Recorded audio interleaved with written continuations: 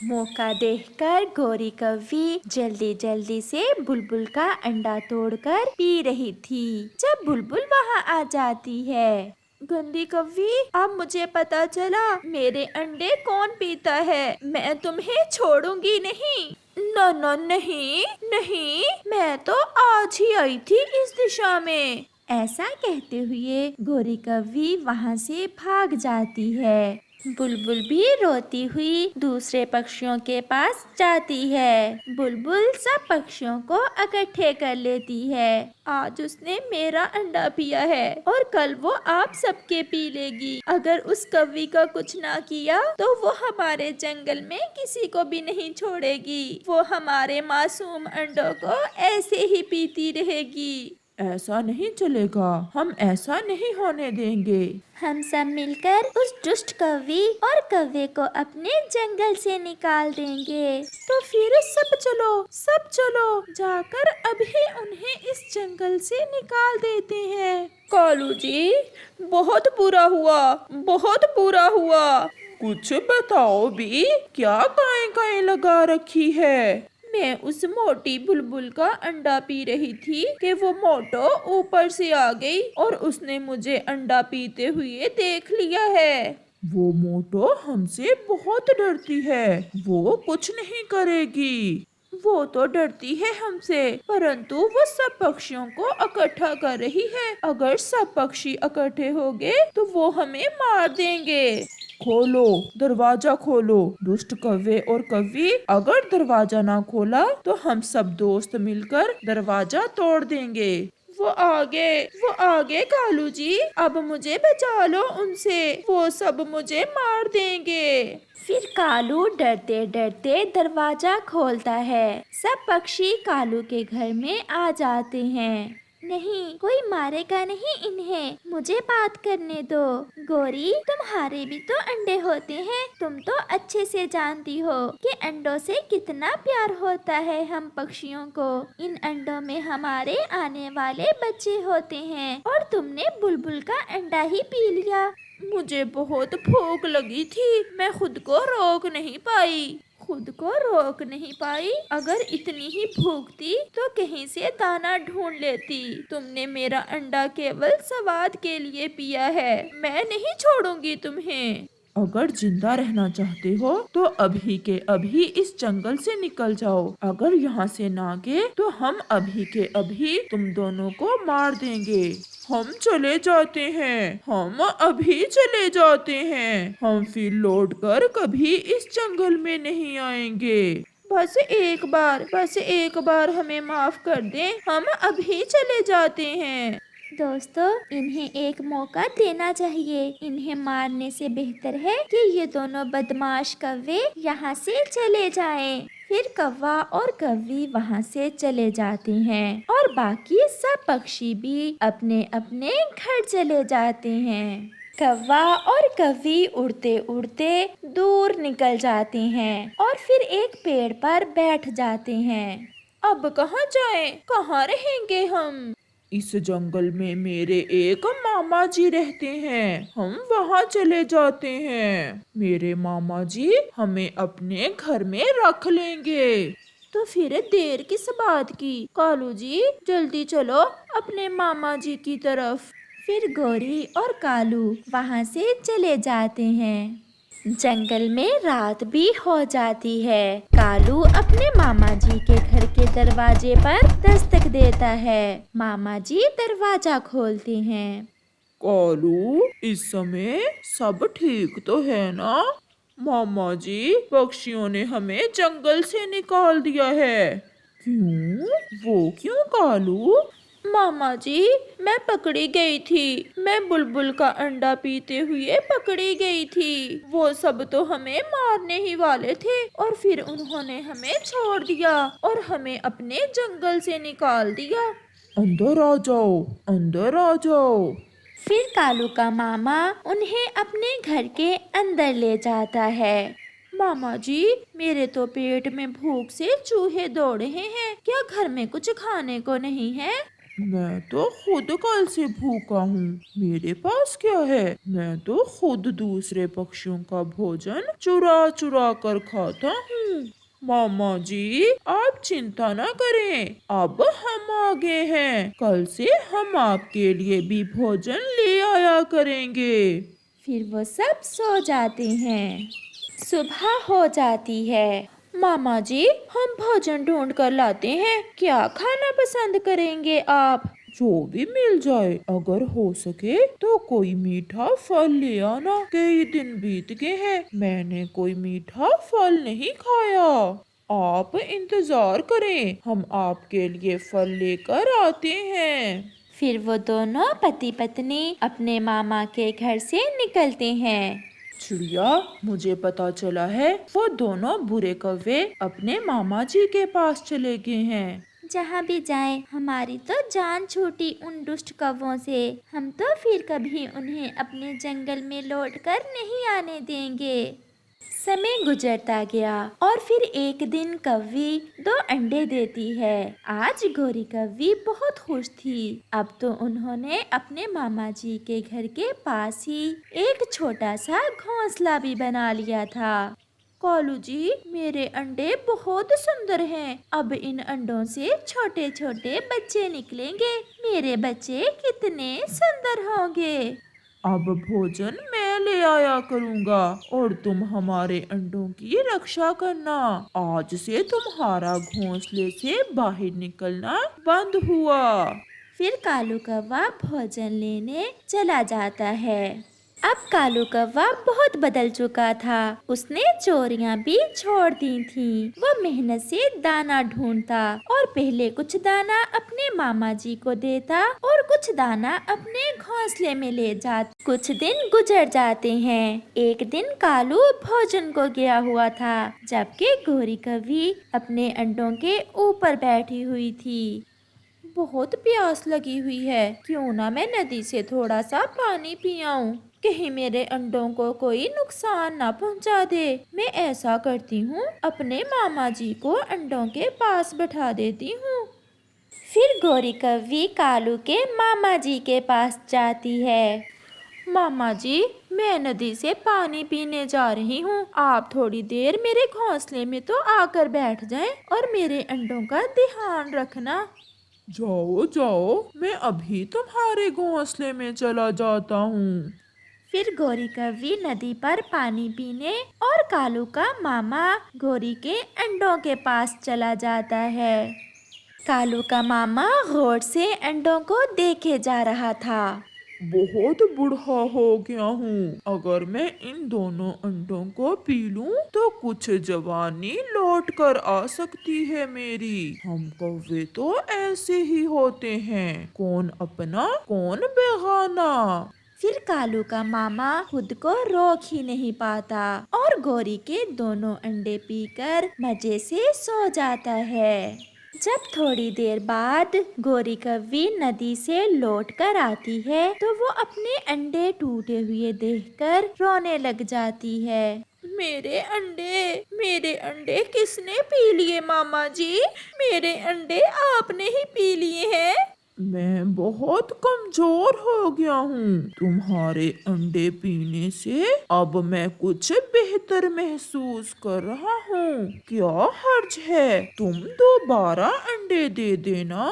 ऐसा कहते हुए कालू का मामा जी वहाँ से चला जाता है। कालू भी घर आ जाता है। गोरी उसे सारी बात बताती है। मेरे मामा जी इतने जालिम हो सकते हैं, ये तो मैंने कभी ना सोचा था। एक मामा अपने ही भांजे के अंडे पी जाता है। ये बात जंगल में आग की तरह फैल जाती है। बुलबुल और चिड़िया तक भी ये बात पहुंच जाती है। वो दोनों कौवों के पास आती हैं। अब पता चला गोरी, दुख हुआ ना? मुझे भी ऐसे ही दुख हुआ था जब तुमने मेरा अंडा पिया था।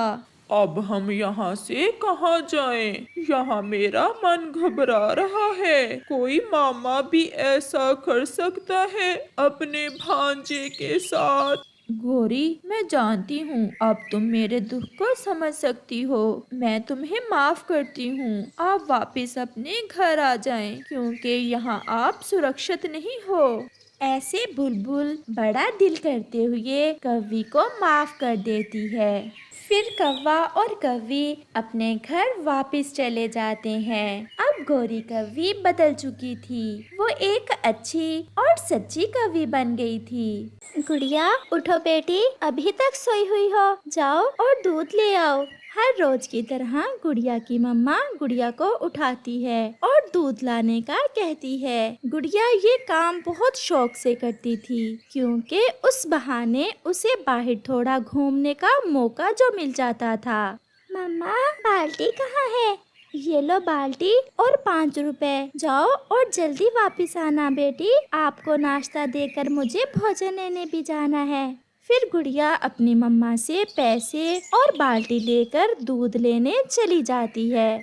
वो खुशी खुशी जा रही थी। वो कभी ऊंचाई में उड़ती तो कभी नीचे आ जाती। सुबह सुबह की ठंडी हवा उसे छूकर गुजर रही थी और उसे बहुत अच्छा लग रहा था। फिर जग्गू कौवा, जो बहुत शरारती था, रास्ते में उसे रोक लेता है। गुड़िया, कहाँ जा रही हो? रुको, मेरी बात सुनो। मैं दूध लेने जा रही हूँ। परंतु दूध वाले अंकल ने तो अभी दुकान ही नहीं खोली। मैं अभी अभी वहीं से आ रहा हूँ। चलो थोड़ा खेल लेते हैं। गुड़िया मासूम थी। वो जग्गू कौवे के झूठ को सच समझ लेती है। चलो फिर हम थोड़ी देर खेलते हैं, तब तक दूध वाले अंकल भी आ जाएंगे। छुपन छुपाई खेलते हैं। आप अपनी बाल्टी वहाँ मेरी बाल्टी के पास रख दें। गुड़िया अपनी बाल्टी और अपने पैसे जग्गू की बाल्टी के पास ही रख देती है। चलो गुड़िया, पहले आप छुपो और मैं ढूंढता हूँ। और आप चीटिंग न करना, अपनी आंखें बंद करके 5 तक गिनो। और ऐसा कहते हुए गुड़िया छुपने चली जाती है। 1 2 3। पहले तुम्हारे पैसे तो चुरा लूं गुड़िया, फिर ढूंढूंगा तुम्हें। और जग्गू कौवा गुड़िया की बाल्टी से उसके पैसे चुरा लेता है, जिसका उसे दूध लेकर जाना था। गुड़िया, मैं हार गया, आ जाओ, मैं हार गया। मुझे पता था तुम मुझे ढूंढ नहीं सकोगे। चलो गुड़िया चले, अब तक दूध वाले अंकल आगे होंगे। गुड़िया जैसे ही अपनी बाल्टी में देखती है, वहाँ तो उसके पैसे ही ना थे। गुड़िया रोने लग जाती है। मेरे पैसे कहाँ गए? अभी अभी तो मैंने अपने पैसे अपनी बाल्टी में रखे थे। जग्गू, मेरे पैसे वापस दो। मेरे पैसे तुमने ही चुराए होंगे। चल भाग, मुझे कोई चोर समझती हो? मैंने नहीं चुराए तुम्हारे पैसे, कहीं गिरा दिए होंगे। ऐसा कहते हुए जग्गू कौवा वहाँ से चला जाता है। अब मैं दूध कैसे लेकर जाऊं? अगर ऐसे गई तो मम्मा डांटेंगी। गुड़िया ऐसे रोती रहती है और फिर कुछ देर रोने के बाद गुड़िया खाली ही अपने घर लौट जाती है। अरे गुड़िया, आप रो क्यों रही हैं? और दूध क्यों नहीं लाई आप? मम्मा, मेरे पैसे कहीं खो गए। मम्मा, मैंने बहुत ढूंढे परंतु मुझे नहीं मिले। अच्छा, अब चुप कर जाओ। रास्ते में कहीं खेलने लग गई होगी, इसलिए तुम्हारे पैसे खो गए हैं। हाँ मम्मा, मैं जग्गू के साथ छुपन छुपाई खेलने लग गई थी और फिर मेरे पैसे कहीं गुम हो गए। मैंने कितनी बार आपको जग्गू से खेलने से मना किया है। वो अपने माँ बाप की तरह चोर है। उसने तुम्हारे पैसे भी चुरा लिए होंगे। अब अगर उसकी मम्मा पूछे तो बता ना देना। ये काम तो तुमने बहुत अच्छा किया। वैसे कालू जी, सारी उम्र मैंने और तुमने उस चिड़िया का जीना हराम किए रखा और अब हमारा जग्गू उसकी बेटी को उल्लू बना आया। ऐसे वो सारा परिवार हंसने लग जाता है। मम्मा, मैंने उसे पता ही नहीं लगने दिया। वो छुपने गई तो मैंने उसके पैसे छुपा लिए। ऐसे ही दूसरे रोज जब गुड़िया फिर से दूध लेकर वापस आ रही थी तो जग्गू कौवा फिर से उसे रोक लेता है। गुड़िया, क्या आपकी मम्मा ने कल आपको मारा था? नहीं, मेरी मम्मा मुझे नहीं मारती। मेरी मम्मा बहुत अच्छी हैं। और आप जाएं, मम्मा ने मुझे आपसे खेलने से रोक रखा है। गुड़िया का यही कहना था कि जग्गू को गुस्सा आ जाता है और वो गुड़िया की दूध वाली बाल्टी को गिरा देता है। दुष्ट कव्वे, ये क्या किया आपने? आपने मेरा सारा दूध ही गिरा दिया। अगर कल मार नहीं पड़ी तो आज पड़ेगी। ऐसा कहते हुए जग्गू वहाँ से भाग जाता है। मैं भी अपनी मम्मा को साथ लेकर अभी तुम्हारी मम्मा को बताती हूँ। फिर गुड़िया अपनी मम्मा को साथ लेती है और गौरी के पास जाती है। गौरी बहन, आपका जग्गू मेरी गुड़िया को हर समय तंग करता है। आंटी, आंटी, कल जग्गू ने मेरे पैसे चुरा लिए और आज मेरा दूध गिरा दिया। वो हमेशा मुझे तंग करता है। तो क्या तुम्हारे कहने पर मैं अपने बेटे को मारने लग जाऊं? तुम मेरे बेटे से दूर रहा करो। तुम्हें पता तो है मेरा जग्गू थोड़ा शरारती है।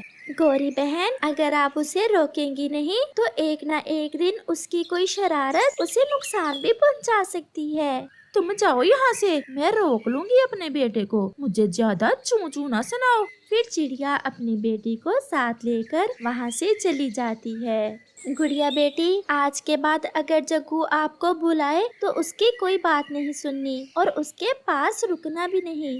मम्मा, मैं कब उसके पास जाती हूँ? वो तो खुद मुझे हर रोज तंग करता है। ऐसे ही कुछ दिन गुजर जाते हैं और फिर एक दिन गुड़िया नदी पर जा रही थी कि जग्गू पीछे से आकर गुड़िया से कहता है, गुड़िया, चलो पहाड़ों पर चलें, वहाँ जाकर खेलेंगे। परंतु गुड़िया जग्गू की बात सुनी अनसुनी करते हुए आगे बढ़ जाती है और जग्गू कौवा अकेले ही पहाड़ों की तरफ चला जाता है। इस सुराख में यकीनन किसी पक्षी के छोटे बच्चे होंगे। चलो मैं उन्हें तंग करता हूँ। ऐसा सोचते हुए जग्गू कौवा पेड़ के सुराख में घुस जाता है।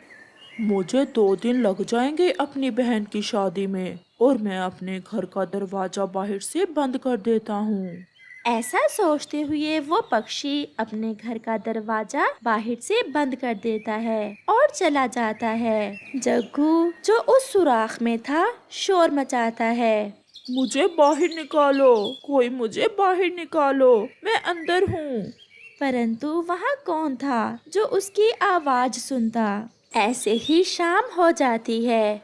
कालू जी, मेरा जग्गू अभी तक नहीं लौटा, न जाने कहाँ चला गया है। चलो तो उसे कहीं देखते हैं। कहीं वो कबूतर के पास ना चला गया हो। चलो पहले कबूतर के पास जाते हैं। कबूतर, कबूतर, मेरा बेटा जग्गू सुबह से कहीं गया हुआ है, तुम्हारे पास तो नहीं आया। नहीं गौरी बहन, मेरे पास तो नहीं आया। आप चिड़िया के पास जाएं। जग्गू हर समय चिड़िया की बेटी गुड़िया को तंग करता रहता है। हो सकता है कि आज फिर उसे तंग करने उसके ही घर गया हो। फिर गौरी और कालू चिड़िया के पास जाते हैं। चिड़िया बहन, मेरा जग्गू न जाने कहाँ चला गया, सुबह से गायब है। गौरी बहन, मैंने तो गुड़िया को जग्गू से खेलने से रोक रखा है। वो इसे हर समय तंग करता है। आंटी, जग्गू अभी तक घर वापस नहीं आया? नहीं बेटी, वो तो सुबह ही घर से निकल गया था, अब तक नहीं लौटा। मम्मा, मुझे पता है जग्गू कहाँ होगा। मम्मा, मैं जाती हूँ। जाओ बेटा और ढूंढो कहीं से जग्गू को। फिर गुड़िया तुरंत पहाड़ों की तरफ जाती है, क्योंकि जग्गू जाते हुए गुड़िया को बता कर जो गया था कि मैं पहाड़ों की तरफ जा रहा हूँ।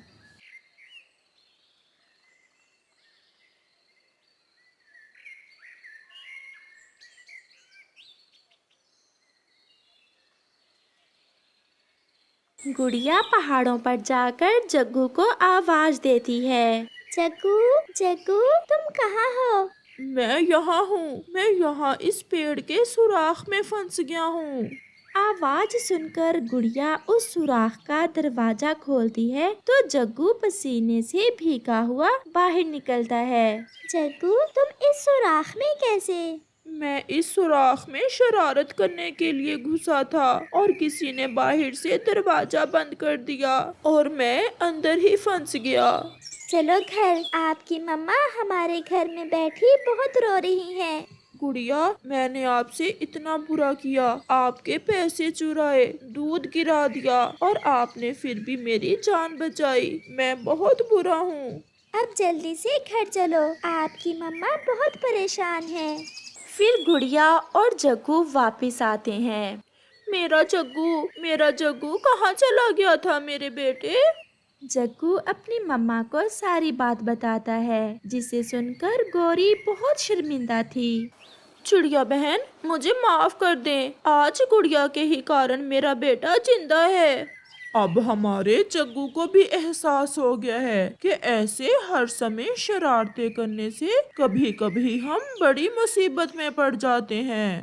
गौरी बहन, हमें शुरू से ही अपने बच्चों को अच्छे काम सिखाने चाहिए, ताकि कल हम उन्हें एक अच्छा और सच्चा पक्षी बना सकें। उस दिन के बाद जग्गू गुड़िया का पक्का और सच्चा दोस्त बन जाता है और फिर कभी कोई शरारत नहीं करता।